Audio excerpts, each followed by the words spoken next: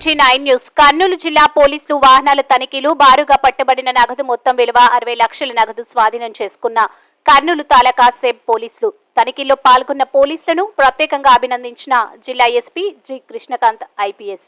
ఎన్నికలు సమీపిస్తున్న నేపథ్యంలో కర్నూలు జిల్లా ఎస్పీ జి కృష్ణకాంత్ ఐపీఎస్ ఆదేశాల మేరకు తెల్లవారుజామున కర్నూలు జిల్లా సరిహద్దు పంచలింగాల చెక్పోస్టు వద్ద పోలీసు అధికారులకు వచ్చిన సమాచారంతో తనిఖీలు చేపట్టారు. హైదరాబాద్ నుండి బెంగళూరు వెళ్తున్న కేఎస్ఎం ప్రైవేట్ ట్రావెల్స్ బస్సులో ప్రయాణిస్తున్న అనంత ఇంజనీరింగ్ మరియు ఇన్ఫ్రాస్ట్రక్చర్స్ కి కంపెనీకి చెందిన జిలానీ సుమన్ అనే వ్యక్తుల నుండి ఎలాంటి ఆధారాలు లేని 60 లక్షల నగదును కర్నూలు తాలూకా మరియు సెబ్ పోలీసులు స్వాధీనం చేసుకున్నారు.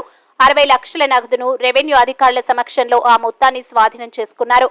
తదుపరి విచారణకు ఆదాయపు పన్ను శాఖ వారికి లేఖ రాయడమైంది. ఈ తనిఖీలో పాల్గొన్న కర్నూలు తాలూకా సిఐ శ్రీధర్ బాబు, ఎస్ఐ పృథ్వీరాజ్ మరియు పోలీస్ సిబ్బందిని జిల్లా ఎస్పీ జి కృష్ణకాంత్ ఐపీఎస్ ప్రత్యేకంగా అభినందించారు. MG9 న్యూస్ తో మంత్రాలయం టౌన్ రిపోర్టర్ మక్బుల్ బాషా.